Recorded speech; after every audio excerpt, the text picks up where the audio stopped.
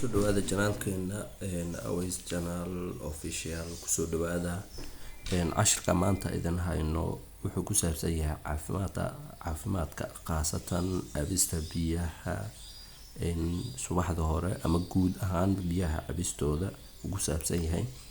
haddii uu janaalkan kugu cusub yahay, share gare, subscribe na dheh saad u hesho wixii macluumaad halkan ka socda oo muhiimna ku ah. waxaan kusoo qaadan doonaa marka ciwaankeena saad u jeedaan. haddii aad si fiican u arki weydaana commenteska hoose inoogu dhaafa saad u heshaan wixii macluumaad ah ama gmailkeena ama emailadiina idin kusoo dirno hadduu aleydno. waxaan rabaa halkan inaan kusoo qaadano 5 qaybood oo faa'iido ay u leedahay. 5 faa'iido ay cabista biyaha u leeyahay.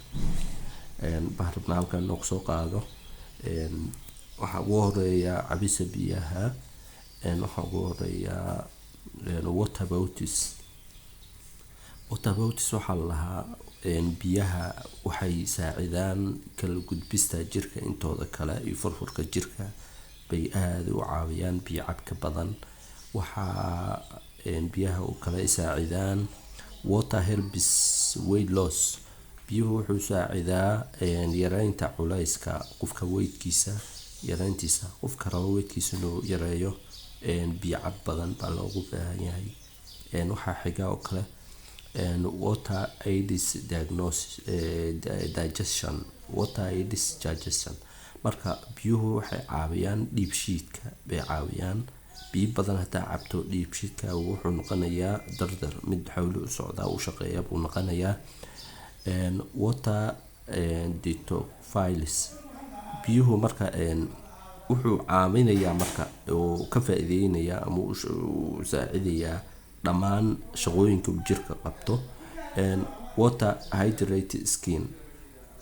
biyo baxa skinka uu sameeyo ama haragga uu sameeyo. haragga wuxuu sameeyaa uumi buu sii daayaa. uumigaasi buu dardar geliyaa si xawli buu usoo saaraa qofka biyo cabka badan. waxaan dhahnay biyaha waxay saacidaan jirka wareegiisa iyo enerjiga jirka uu qaato. waxaan dhahnay kale waxay caawiyaan yareynta culayska qofka. waxaan dhahnay waxay caawiyaan dhiibshiidka jirka. waxaan dhahnay waxay ka saacidaan u faa'iideeyaan jirka dhammaantiisa iyo shaqooyinka uu qabto. waxaan dhahnay mid ugu dambeysa oo ahayd biyuhu waxay ka qayb qaataan kiimikada ama saacidaada jirka iyo haragga soo saarka biyaha. haragga qaabku biyaha u soo tuuro. intaasoo dhan waa faa'iidooyinka ay noo leeyihiin biyaha. faa'iidada biyaha ay noo leeyihiin. cabista biyahan waa muhiim. qof walba oo Soomaaliyeed waxaa laga baahan yahay in biyaha si fiican u cabo. oo cabista biyahan waa muhiim. haddii aad ku cusub tahay janaalkan, subscribe share dheh. waad mahadsan tahay. ka faa'iideyso halkan saad u hesho wixii macluumaad ah.